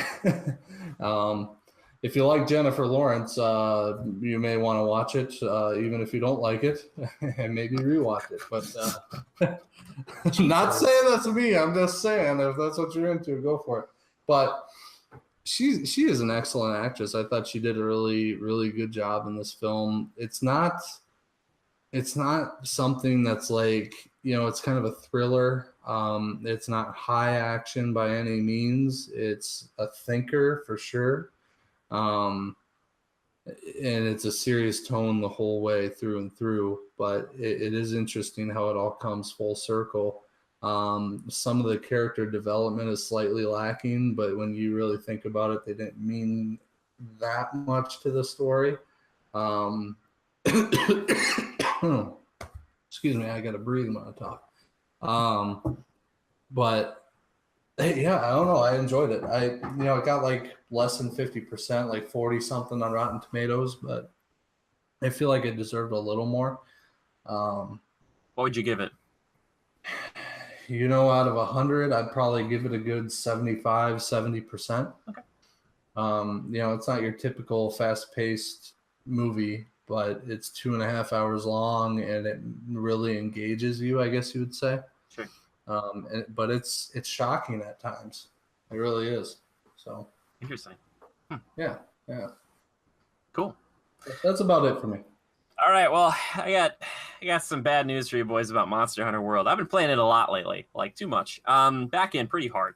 and found out that the optional quests, when they have a blue sticker next to them, means that they're not all, it'll say completed, but it won't be the red completed. That's fully completed. What you have to do is you have to capture every monster in the game, which I found out, much to my chagrin, I have not captured every monster. That has since been remedied, so now I just have to go back and do all these special arenas with like a pink Rathian or a Rathalos or whatever. Anyway, last night... You did all that without me? No, I was helping my buddy out. Leo, who people might know from some stuff in the past year. But here's the thing. We were trying to beat Behemoth last night, and I've beaten him once, and we got so close a few times, and we just couldn't. We were up way too late trying to do this, and we just couldn't do it. However, on one of these quests, something happened. Something that, as a person who's played almost 300 hours of the game, yes, that's a lot, I haven't seen this yet. After beating a tempered Rathalos, I was given 2 of these special endgame item things that, get this, gentlemen, allow you, and this maybe makes me a bad reviewer because I didn't know this, allows you to increase your armor or these specified weapons, depending on what you get, past their limits. So I got these things that allowed me to take my armor, which I was at like 370 something, and now I'm at, before I put on anything else, like over 400 just base armor now, because I was able to go past that. I also have 1 or 2 things that are specified for like either dual blades or like my switch axe or something like that, which allow me to increase the or you get to choose 1 of 5 things on it. It's like damage increase, more defense, more affinity, health regen, or something else. So there's like even more progression to this game, which I was like, there's no way there's more. And then there's like, well, these allow you to go past your limits. And I was like, what? I played 300 hours of this game. I didn't know these existed. And they're like, what are those? They're these end game stream stones and gleam stones that you get from high rank, like tempered monsters and tempered elder dragons and stuff. And I was like, what are these? It's just like, yep, here you go. I was like, this game, there's just, I thought I was at the limit, and it's like, no, you can go past that limit. It's so anime. It's like, you thought this was your limit, but it's not. So I was playing around with that, but yeah, Behemoth's still very difficult. I've only defeated him, I think, maybe once altogether. Chopped off his tail a few times, though. It's pretty darn great. Hold it. Okay, what does that do to the game for you, though? Just, it's like minimal increases. It's like if you had something, if you added that affinity plus to your blades, it might make it from 0% or 10% to 20% or something. But does it ruin every hunt for you? Like, only the Behemoth or Elder Dragon is a challenge or worth hunting. It makes it like, I'm going to go hunt Anjanath or a tempered Anjanath. And it's like, ooh, that was easy. No, it's still difficult. I mean, to some degree. Some of the tempered ones now, though, if you have 2 competent hunters, like Leo and I were last night, there was some tempered things that were not really a problem for us at all. But that's just because we knew what we were doing, and like we just had used, like, we used 2 long swords, and we both had used long swords for so long. It was just like slicing things up the whole time. And it was like, not a problem. But when there's the time limit, Joe, like you said, where you kind of have like 15 minutes and you're like, okay, well, let's push ourselves, let's do this. It's like, that's when it gets to be fun. Or Behemoth, which is still, even with all these percentage increases at the end of the night, I was like, I wasn't dying very frequently, but a lot of other people were. And it's just like, especially when we get to the very last stage of him, and we did that like 5 times, we were this close, and someone would die. And it was like, like, you're killing me. You're killing me. So, yeah, but Monster Hunter World. And I don't think I say this lightly, and I don't want to speak for everybody, but truly, for me personally, a Game of the Year contender, even without friends. Still incredibly fun to play. Like, I just love it so freaking much. Anyway, another thing I want to talk about briefly here. I've been watching and I've been catching up, thanks to Levi here, on Dragon Ball Z. I'm in the Frieza saga. It is old school. It is a lot of screaming, yes. It's not as bad as I thought it was going to be. The episodes go by quickly. And a lot of that has to do with the first 3 minutes of it being the first 2 minutes, the theme song. The first minute and a half is a recap of what I just watched. So a lot of these shows can be like condensed really quickly. It's like, well, I just watched a lot of those. It's like, well, you're cutting out like almost 5 minutes every time. You're just like, but I dig it. I got a Funko Pop for a while ago from a friend of Vegeta. And ironically, he's like my favorite character. This guy kills more people than almost any other anime character I've ever seen, like actual real speaking characters, which I feel like you don't see very often. He's killing people left and right, and it's hilarious. He even told one guy he's gonna see him in hell, and I was like, this is what am I watching? And he like blew this dude up. I was like, what? Yeah, I'm getting a kick out of it. It's fun. It's definitely the kind of the start of anime here in the States, as far as like being kind of a big phenomenon. And I've never watched all the way through it, so it's been fun. It's been interesting. So I'm getting into it. I'm getting into it hard. So if you guys like Dragon Ball Z or anything like that, you'll have to let me know if there's any favorite characters that you have, and be like, hey Jimmy, I love this character. I can't wait till you watch the Cell Saga or whatever else. So yeah, I used to play the games though. Budokai Tenkaichi 3, that was a cool game. And when Jump Force comes out, we're gonna punch Frieza in the face. It's gonna be good. Yeah, now time to move into the last segment of the show, my favorite segment, community feedback and questions. Questions. Yes, exactly. I asked our dear Legionnaires what they thought of Cyberpunk 2077, because it's not all about just us, right? Right, guys? Let me see if I can find this thing. What did they say? They said it was not what they expected. No, I'm just kidding. Here's what they had to say. Our friend Corey Lang helps me with Game Sharks. You should go check out that show if you can. He says, visually impressive, combat looks fun and engaging. I want to play in that world. Glad it's in first person, more immersive that way. My first impressions. There we go. That's good. Our buddy Ryan, who we know from college, Joe, Ryan says, this game is starting to look very good. I will definitely pick it up, and I can't wait to see more from Cyberpunk 2077. Ryan Amundsen? No. Oh, Ryan Lehman, our buddy, who just got married recently. Shut the show down. He just got back from his honeymoon. Congrats, Ryan. Sounds like you had a good time. Welcome back to the mainland. Dat Jackman says, it's going to be the best game ever, and I don't even know how it's possible to make a game so good in 2018. As our friend Missile Mage likes to say, though, games are just getting better and better. Best they've ever been. But speaking of Missile Mage, he sent us a question this week. Do you boys remember what the question was? Best glitches?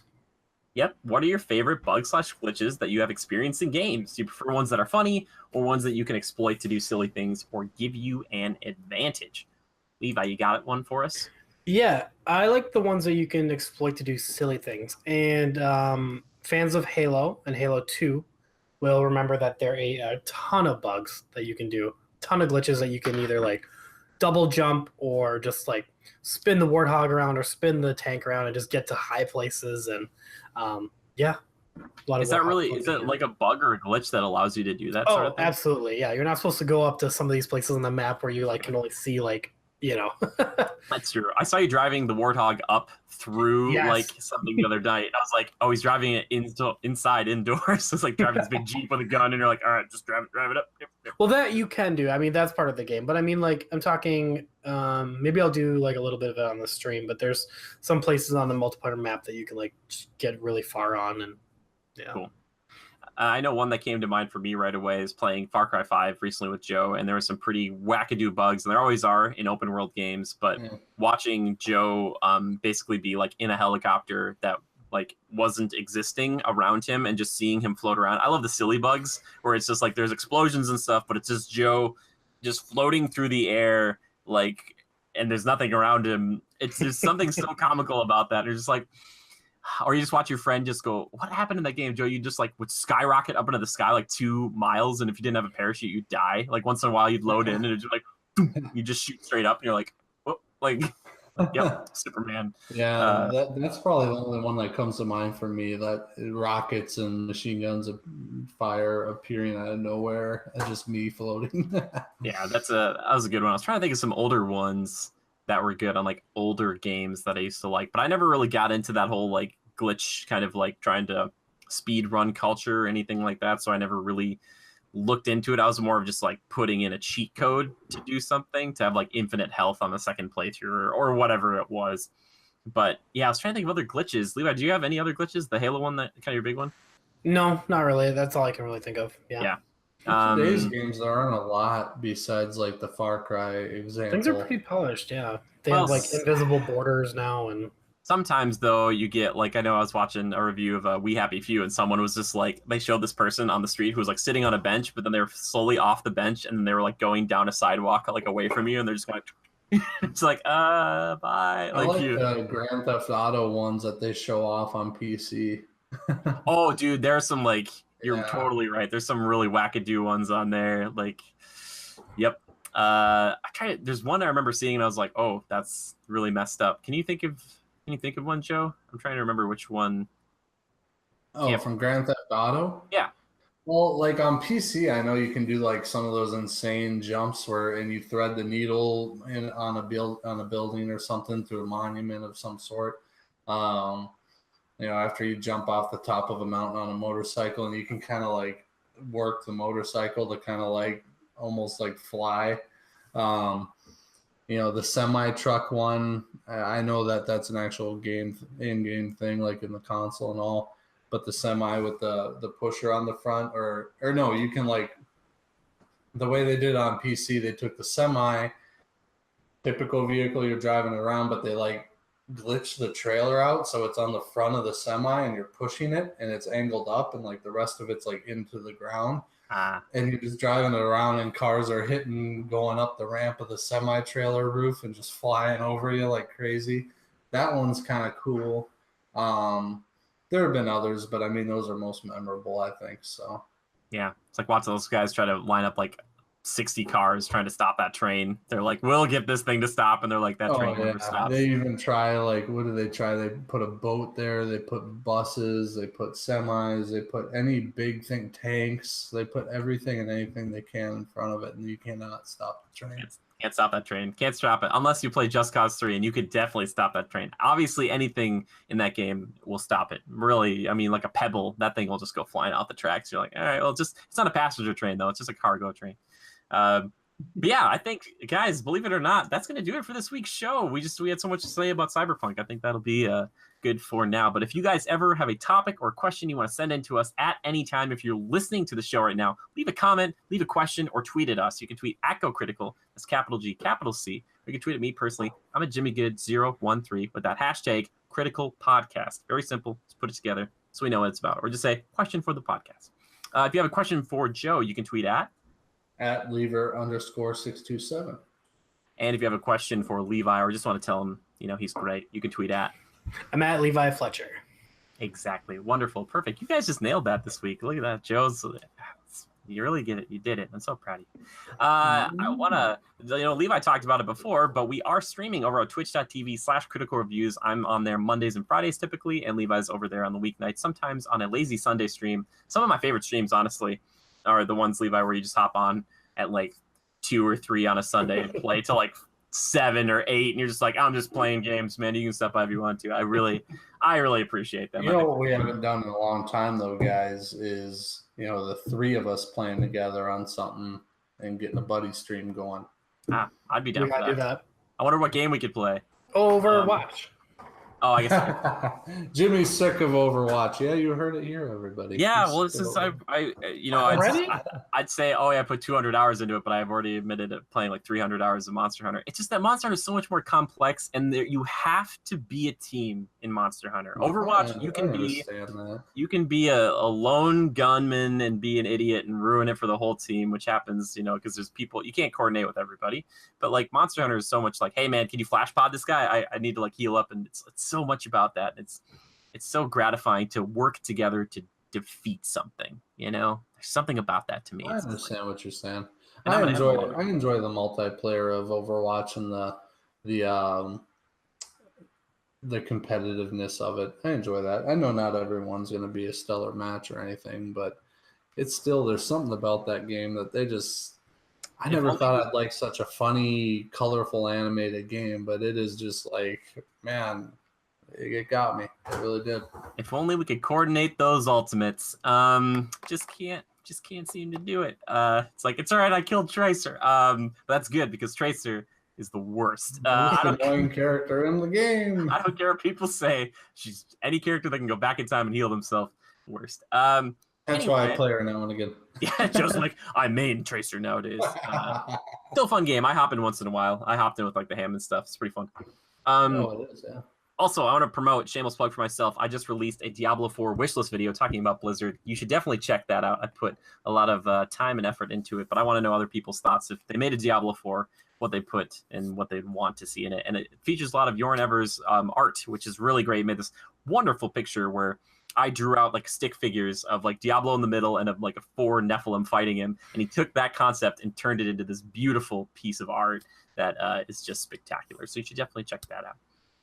Yeah, if you want to support us, though, besides, subscribing to the channel here, liking this, and sharing this with all your friends, you can check us out over on Spreadshirt. We've got shirts. You can go buy one of those, mugs, and other paraphernalia. Let us know if you get something. Tweet us, so we want to see you and your beautiful Legionnaire with a shirt on. Be very, very good. Oh, with a Critical Review shirt on. That maybe should be more specific on that one. And Jimmy, by the way, this is a high crown hat.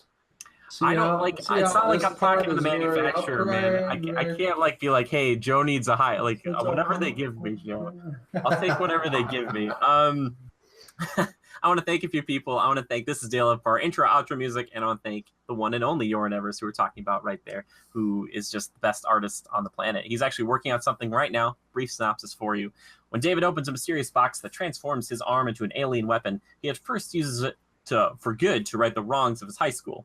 But as more of his body is transformed, he finds that playing God comes with its own set of new, self-destructive perils. He said, at its core, it's like Venom meets Chronicle. So keep it locked. Or, you know what else it reminds me of? What? Blue Beetle. Yeah. Oh, for sure. Yeah, totally. But yeah, to see updates on that, check out Niraj28 or at Jade Circle Art over on Twitter. Jade Circle Art. Keep tabs on it. Yep. But if you want some of that art and you want your face in a card game, in our card game, and you want to support us, support Yoran, support everybody, check out patreon.com/critical reviews, and you can see how you can get that and a bunch of rewards like getting this podcast early. And so another good way to kind of influence or kind of at least, share your ideas for where you want to see kind of our focus be at any given time. That definitely is a place to do so. Like movie commentaries and stuff. I've been putting up Patreon posts about like what people want to see next or what people are more interested as far as our content goes. So please, I would love to hear from you guys, especially through that medium. But yeah, I think that's pretty much everything. Boys, got anything else to say about the one last word about either CyberPunk or anything else we talked about here tonight? Levi, anything from you? Interested. He's interested. He's not sure, but he's interested to some degree. All right, cool. I'll take it. Joe, how about you, pal? Well, everybody's heard my voice enough tonight. I'll keep it easy on them and call our night here. We love your voice. I love your voice anyway. I have a voice for radio. Yeah. Face for radio? No, you gotta. Yeah. Anyway, again, thank you everybody who's been liking and sharing all of our stuff. We really do appreciate it. It really does help. You guys have no idea how much one share or one retweet can make a difference. But yeah, we will see you guys back here next week. Very special show. Every show is special, but that one's going to be extra special. Why? I can't tell you. You got to tune in. But anyway, thanks for stopping by. Love and hugs to all of you. And just remember to adapt and overcome. We'll see you then. Bye-bye.